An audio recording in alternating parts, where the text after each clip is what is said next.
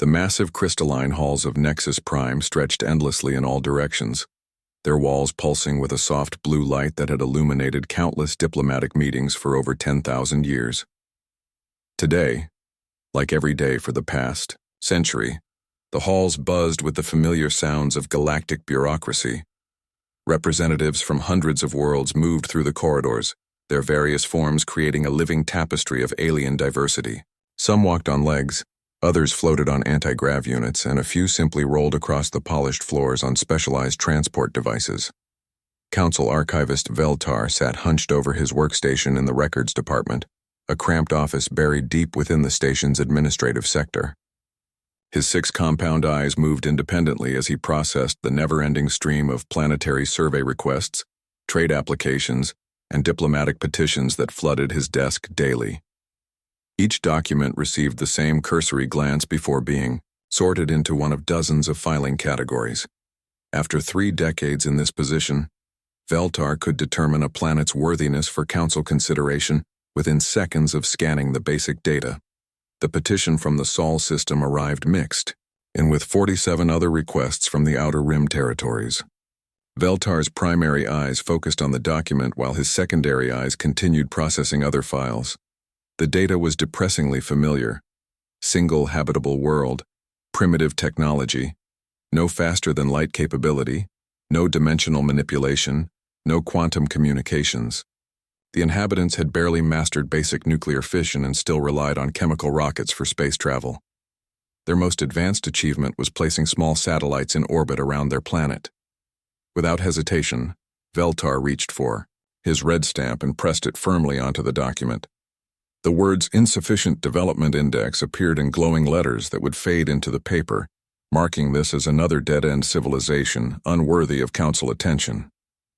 The petition joined thousands of others in the rejection pile, destined for the archives where it would gather dust alongside countless other forgotten worlds.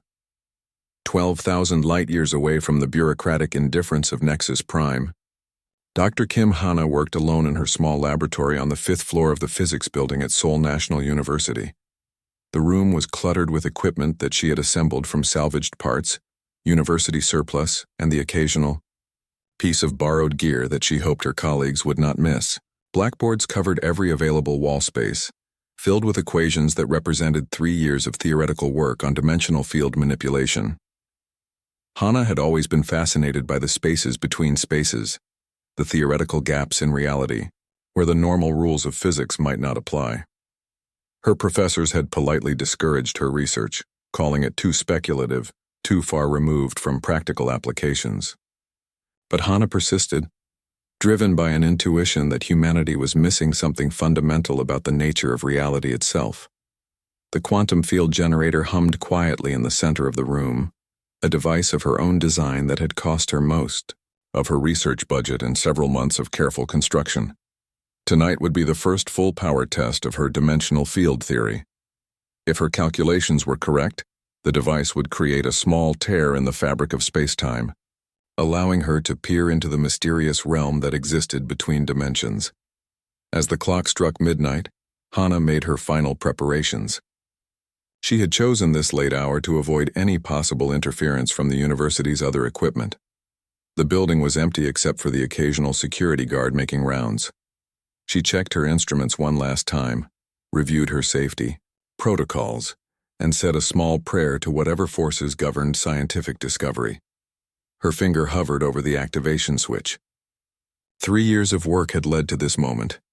Either her theories were correct and she would make the greatest scientific breakthrough in human history, or the device would simply fail to function, and she would join the long list of researchers whose ambitious projects had produced nothing but disappointment. She pressed the switch. The effect was immediate and far beyond anything she had predicted. Instead of the small, controlled dimensional tear she had expected, the device tore through reality like a nuclear explosion tears through paper. The pulse of energy that erupted from her laboratory was not confined to Earth's dimension but rippled outward through multiple layers of space-time simultaneously. The wave of energy traveled faster than light, faster than thought, carrying with it a signature that was impossible to ignore or misinterpret. Every monitoring station in the galaxy detected it within moments of its creation. On Nexus Prime, emergency alarms began wailing as the station's most sensitive instruments registered readings that should have been impossible.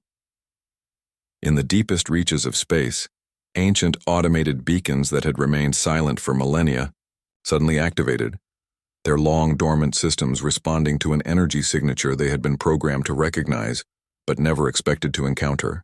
Ships traveling through hyperspace were knocked out of their faster-than-light jumps as the dimensional disturbance interfered with their navigation systems. As the pulse continued its journey across the galaxy, Hannah stood in her small laboratory, staring at readings that made no sense according to everything she thought she knew about physics. She had no idea that her simple experiment had just announced humanity's existence to every advanced civilization in the galaxy, or that the red stamp on a forgotten petition 12,000 light-years away was about to become completely irrelevant. The emergency klaxons had been wailing for 17 minutes when Senior Counselor Thaxmore finally arrived at the Crisis Management Center deep within Nexus Prime. His 8 tentacles moved in agitated patterns as he pushed through the crowd of panicking technicians and analysts who filled the normally quiet chamber. The main display screen showed a cascade of system failures spreading across the galaxy like a virus, each red indicator representing another monitoring station or communication relay that had gone offline. Commander Rindahl stood at the central command console, her reptilian features set in grim concentration. Her scales had shifted from their usual calm blue-green to the deep crimson that her species displayed during times of extreme stress or anger. She had been monitoring deep space communications when the pulse hit, and the experience of watching every sensor array in her sector simultaneously overload had left her deeply shaken. "Report," Thaxmore demanded, his voice carrying the authority of someone who had guided the Council through 3 major galactic crises during his 2-century tenure. At exactly 1427 Galactic Standard Time, every monitoring station from the EA core worlds to the outer rim detected an energy pulse of unprecedented magnitude. Rindahl began, her clawed fingers dancing across the holographic controls. The pulse appears to have originated from somewhere in the outer spiral arm and propagated through dimensional space rather than normal space-time. The main screen shifted to display a 3-dimensional map of the galaxy, with the expanding sphere of red indicators showing the pulse's progress. The wave had reached the farthest edges of known space within minutes, suggesting it had traveled through dimensions where the normal speed of light limitations did not apply. "What kind of weapon produces this magnitude of dimensional disruption?" Thaxmore asked, though he suspected he already knew the answer would not be reassuring. The station's artificial intelligence, a quantum consciousness that had served the Council for over 1,000 years, spoke through the chamber's speakers with its characteristic calm tone. "Analysis of the energy signature suggests technology beyond our current understanding, Counselor. The dimensional mathematics involved in creating such a pulse would require theoretical frameworks that do not exist in our scientific databases." Rindahl's scales darkened further. "Sir, we have reports of ships being knocked out of hyperspace, communication networks failing across 17 sectors, and several ancient beacon systems activating for the first time in recorded history. Whatever created this pulse, it represents a threat to galactic stability, unlike anything we have ever encountered." Within 6 hours, a hastily assembled reconnaissance fleet launched from Nexus Prime under Rindahl's command. The ships were equipped with the most advanced scanning equipment the Council possessed, and their crews included specialists in xenoarchaeology, advanced physics, and first contact protocols. Everyone expected to find evidence of an ancient superweapon, or perhaps the remnants of a long-lost civilization that had somehow returned to threaten the galaxy. The fleet followed the pulse's trajectory backward through space, using quantum resonance tracking to trace the dimensional disturbance to its source. The trail led them through empty void, past dead systems, and finally to an unremarkable yellow star on the outer edge of the spiral arm. Initial scans showed a typical main sequence star with several planets, including one blue-green world in the habitable zone. Commander Rindahl stared at the readings in disbelief. "This cannot be correct. Run the scans again." Her science officer, a methodical being from the crystalline Veltari species, double-checked every instrument. "The readings are accurate, Commander. The energy source is definitely located on the Yao third planet from the star. However, our scans show only primitive technology. The most advanced installations appear to be basic orbital satellites and ground-based communication arrays. The fleet moved closer, maintaining a safe distance while conducting detailed surveys of the planet below. What they discovered challenged everything they thought they knew about technological development. The world's inhabitants had barely mastered nuclear physics and still relied on chemical propulsion for their crude space vehicles. Their largest cities showed no evidence of advanced power sources, dimensional manipulation technology, or even basic anti-gravity systems. "How is this possible?" Rindal muttered as she studied the data. The energy signature that nearly crippled our entire monitoring network came from a civilization that has not even achieved faster-than-light travel. Deep scans of the planet's surface eventually located the exact source of the dimensional pulse. It was a small building on the grounds of what appeared to be an educational institution in one of the planet's larger population centers.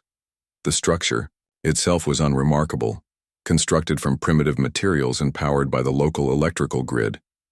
But quantum resonance analysis confirmed beyond any doubt that this was where the impossible energy signature had originated.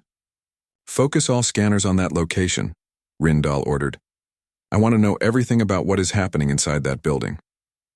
The enhanced scans revealed a single room filled with crude but ingenious equipment, much of it apparently assembled from salvaged components. At the center of the room sat a device that their analysts could barely comprehend.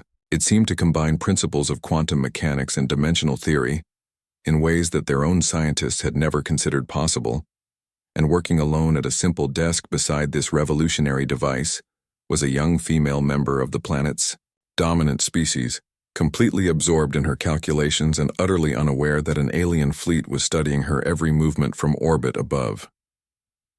The council chambers had not seen such chaos in over 2 centuries. Representatives from hundreds of worlds filled the vast circular amphitheater, their voices creating a cacophony of different languages, frequencies, and communication methods that the translation systems struggled to process. At the center of the debate sat the evidence that had shaken the very foundations of galactic civilization: detailed recordings of the dimensional pulse and comprehensive scans of the primitive world that had somehow produced it. Ambassador Morketh rose from his seat in the militant faction section, his crystalline body catching the chamber's lights and throwing rainbow patterns across the walls. As a member of a species that had fought bitter wars over dimensional technology centuries ago, he understood better than most what kind of power they were dealing with. His fist crashed against the podium with a sound like breaking glass, instantly silencing the chamber. "Fellow counselors, we face a threat unlike any in our recorded history," he declared, his voice carrying through the translation systems to reach every delegate present. "Any species capable of dimensional manipulation must be considered a galactic threat, regardless of their apparent technological limitations. We have all studied the reports. This energy signature nearly destroyed our monitoring networks. What happens when they learn to weaponize this capability?" Murmurs of agreement rippled through sections of the chamber, particularly among the military representatives and species that had suffered from dimensional warfare in the past. Several delegates nodded their heads, tentacles, or other appendages, in support of Morketh's position. But Councillor Yithara, whose species had observed the rise and fall of civilizations for over 50,000 years, remained seated in calm contemplation. When she finally spoke, her ancient voice carried a weight that commanded immediate attention. "Perhaps we should observe longer before making hasty decisions," she suggested, her words measured and deliberate. "In my experience, species that develop dangerous technologies through aggression reveal their hostile intentions quickly. But we have detected no military preparations on this world, no weapons testing, no aggressive expansion." The debate continued for hours, with representatives arguing passionately on both sides. Some called for immediate quarantine of the entire solar system. Others suggested careful diplomatic contact, and a few extremists even proposed preemptive military action.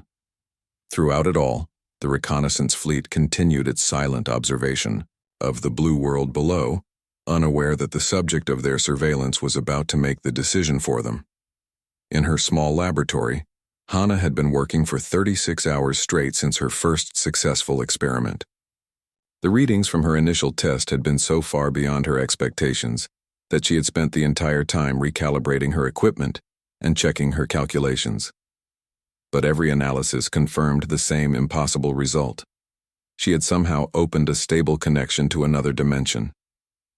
Her second attempt was more controlled, more carefully planned. Instead of the violent tear that had marked her first experiment, she managed to create a small, stable dimensional window that remained open for nearly 10 minutes. Through this window came something that made her heart race with excitement. Artificial signals that were clearly the product of intelligent design. The transmissions were unlike anything in Earth's databases. They contained mathematical concepts that human science had never encountered, embedded in carrier waves that suggested technology far beyond anything her species had achieved. But beneath the complexity, she could recognize patterns that spoke of conscious intelligence trying to communicate. Working with feverish dedication, Hana spent hours analyzing the signal patterns. She identified recurring mathematical sequences, frequency modulations that seemed to carry meaning, and underlying structures that suggested a sophisticated communication protocol. It was clear that whoever was sending these signals was trying to establish contact, though she could not yet understand their message. Her response, when she finally composed it, was elegantly simple. She began with a sequence of prime numbers, the universal mathematical constants that any technological civilization would recognize: 2, 3, 5, 7, 11, 13, 17. Then she transmitted the basic mathematical relationships that defined her universe: pi, the golden ratio, Euler's constant, and the speed of light in a vacuum. Finally, she added her own creation, a crude pictograph that showed a yellow star with 9 planets orbiting around it. The third planet marked with a simple representation of continents and oceans. At the end of the transmission, she added a single symbol that needed no translation across species or cultures: a question mark. The message was broadcast through her dimensional window at maximum power, carrying with it the hopes and curiosity of an entire species that had always wondered if they were alone in the universe. Aboard the reconnaissance fleet, the communication specialists monitoring Earth's transmissions suddenly found their equipment flooded with an intentional signal, clearly directed at them. The bridge fell silent as they realized what they were witnessing. Commander Rindahl stared at the incoming data with a mixture of amazement and disbelief. "Analysis complete, Commander," her communications officer reported, his voice barely above a whisper.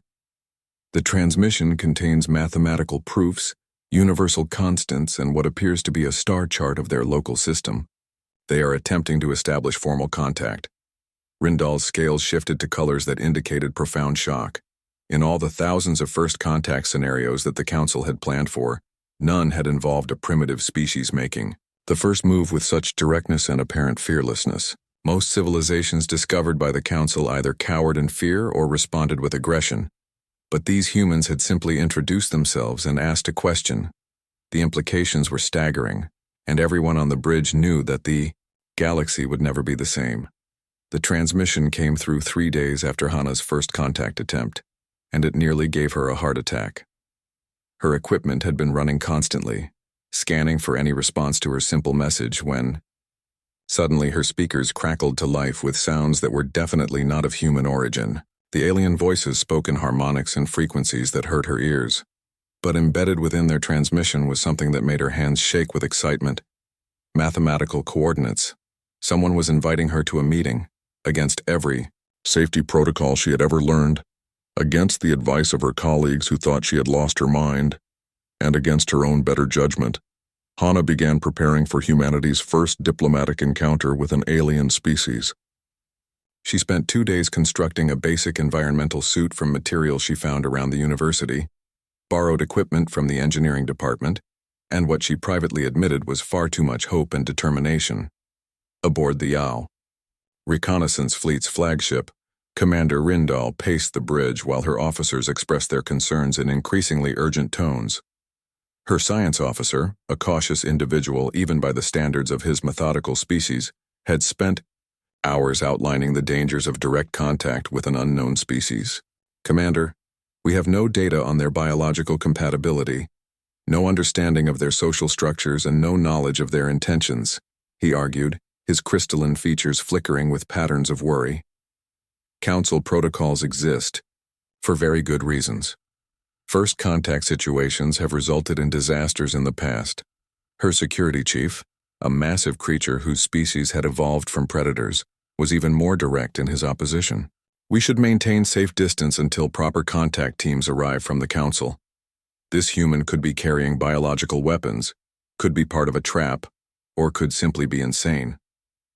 But something about the human's straightforward approach had captured Rindal's imagination. In her 40 years of military service, she had encountered dozens of species, and their responses to superior technology were always predictable: fear, aggression, or attempts at deception. Never had she seen such simple, honest curiosity. The human had introduced herself, shown her location, and then simply asked if anyone wanted to talk. We will proceed with the meeting, Rindal decided, her scales shifting to the patterns that indicated firm resolve. But we will take every precaution. Move the ship to the dark side of their moon and activate full defensive systems. The meeting took place in a small shuttle bay that had been hastily converted into a contact chamber. Atmospheric processors worked overtime to create a breathing mixture that would support both species, while medical sensors monitored every aspect of the environment. When the outer airlock finally opened, Rindal found herself face to face with the most remarkable being she had ever encountered. Hana stepped through the airlock wearing what was obviously a hastily assembled environmental suit held together with adhesive tape, wire, and what appeared to be several different types of plastic sheeting. Her helmet was a converted diving mask connected to a breathing apparatus that looked like it had been borrowed from a hospital. But despite her crude equipment and the obvious danger of the situation, her face showed nothing but pure wonder and excitement. "Hello," Hana said through the translation device that Rindal's team had quickly assembled. "I am Dr. Kim Hana from Earth. Thank you for coming to meet me." Rindal stared at the human for a long moment, trying to process what she was seeing. "Your dimensional technology is impossible according to our physics," she finally stated, deciding to address the obvious question first. Hana's face broke into a smile that needed no translation. "That is exactly what makes it interesting," she replied. "If something was already possible according to existing physics, it would not be a discovery, would it?" Their conversation was interrupted by emergency alarms throughout the ship. A cascade, failure in the quantum matrix that powered the vessel's main systems had started, threatening to leave them stranded in space. Rindal's engineering team had been struggling with similar problems for months, but the failures always seemed to occur at the worst possible times. "We need to return you to your planet immediately," Rindal explained as her crew scrambled to address the crisis. "Our propulsion systems are failing." But instead of showing fear or demanding to be taken home, Hana asked a question that surprised everyone present. "May I look at your engineering systems? Perhaps I can help." Rindal's engineers spent several minutes explaining why this was impossible. The human could not possibly understand technology that had taken their civilization thousands of years to develop. But as the ship's condition continued to deteriorate, desperation overcame protocol. Hana studied the alien quantum matrices for less than 10 minutes before making a suggestion that seemed completely insane. She proposed combining her dimensional field theories with their quantum stabilization systems, creating a hybrid approach that existed in neither human nor alien scientific literature. "This should not work," Rindal's chief engineer protested, even as he implemented Hana's suggestions. But it did work. The cascade failure stopped immediately, and the ship's system stabilized in ways that Council engineers had been trying to achieve for decades. The solution was so elegant and effective that it would later be adopted throughout the galactic fleet. "How did you know to try that approach?" Rindal asked, her voice filled with amazement. Hana shrugged, a gesture that the translation systems could not interpret, but which somehow conveyed her meaning perfectly. "I did not know it would work," she admitted honestly. "But sometimes you have to try impossible things to discover what is actually possible." That simple statement would change everything. The news spread through the galactic communication networks. like wildfire jumping from tree to tree. Within hours of Commander Rindal's initial report, every major civilization in the Council had received detailed accounts of the humans' impossible repair of advanced alien technology. Scientists who had spent centuries working on quantum stabilization problems suddenly found themselves studying the recordings of Hana's simple solution, trying to understand how someone from a primitive world had solved challenges that had puzzled their greatest minds. Dr. Vexithani, the leading quantum engineer of the Altarian Empire, had been working on cascade failure prevention for over 60 years. His laboratory contained the most advanced equipment in the galaxy, and his research team included the brightest minds from dozens of worlds. Yet when he reviewed Hana's approach, he found himself staring at solutions that his team had never even considered possible. She combined dimensional field theory with quantum matrix stabilization, he explained to his assistants, his voice filled with wonder. But look at how she did it. She ignored the traditional separation between the two fields and treated them as parts of a single system.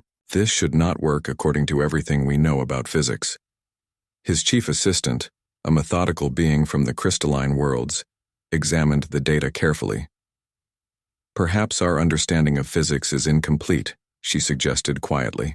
This human appears to approach problems without the limitations that our established knowledge creates. Similar conversations were taking place in laboratories and research centers across the galaxy. The human's problem-solving method was unlike anything in the Council's vast databases of scientific approaches, where most species built upon existing knowledge and careful logical steps. Hana seemed to leap directly to solutions that combined completely different fields of study in ways that should have been impossible. Within weeks, research teams throughout the galaxy were experimenting with what they called human-style thinking. They began approaching old problems from new angles, combining technologies that had never been connected before, and asking questions that traditional scientific method had taught them not to ask. The results were startling. Breakthroughs that had eluded civilization for centuries suddenly became achievable when researchers abandoned their preconceptions about what was possible. The Council found itself facing a decision that would reshape the entire structure of galactic civilization. For thousands of years, membership in the Council had been based on clearly defined technological achievements and social development markers. Species were evaluated according to strict criteria: faster than light travel, quantum communication, systems, dimensional manipulation capability, and advanced social organization. Earth met none of these traditional requirements, yet its contribution to galactic science had already exceeded that of many established member worlds. Emergency sessions, were called as representatives, debated the unprecedented situation. The chamber that had once dismissed Earth's petition without consideration now found itself consumed with discussions about humanity's potential role in galactic society. Counselor Yathara, whose ancient species had guided the Council through countless crises, addressed the assembly with words that would be remembered for generations. "We have always believed that advancement follows predictable patterns," she said, her voice carrying the weight of millennia of observation. "We have measured civilizations by their adherence to established technological milestones. But this human has shown us that innovation often comes from those willing to abandon conventional wisdom and explore the impossible." The debate continued, for days, with representatives arguing passionately about precedent, protocol, and the fundamental nature of intelligence itself. Some insisted that the traditional requirements existed for good reasons and should not be abandoned for a single, exceptional individual. Others argued that Earth's contribution had already proven the limitations of their existing evaluation methods. The final vote was closer than anyone had expected, but Earth received provisional membership status in an unprecedented decision that shocked observers throughout the galaxy. For the first time in Council history, a civilization would be represented not because of their technological achievements, but because of their unique approach to solving problems that had stumped more advanced species. Hana stood in the transport chamber, preparing for her journey to Nexus Prime, barely able to believe what had happened. 3 months ago, she had been a struggling graduate student working alone in a cramped laboratory. Now she was about to become humanity's first ambassador to a galactic civilization containing billions of intelligent beings. The ceremony took place in the Great Assembly Hall, with representatives from hundreds of worlds watching as Hana took the oath of ambassadorship. As she looked out at the incredible diversity of alien species gathered before her, she realized that Earth's greatest contribution to the galaxy was not her dimensional technology or any specific scientific breakthrough. Instead, humanity was offering something more fundamental, a reminder that the universe still held mysteries that could only be solved by those brave enough to attempt the impossible. For too long, galactic civilization had become comfortable with predictability, following established patterns and accepted limitations. Humans brought something that the galaxy had almost forgotten: the willingness to ask what if, when everyone else had already decided that something could not be done. The formal recognition ceremony concluded with Earth's inclusion as the newest member of galactic civilization, but as Hana accepted her new role, she smiled with the knowledge that this was only the beginning. Humanity had found its place among the stars not through superior weapons or ancient wisdom, but through simple determination to reach beyond accepted boundaries and discover what lay waiting in the unknown. The galaxy would never be quite the same again,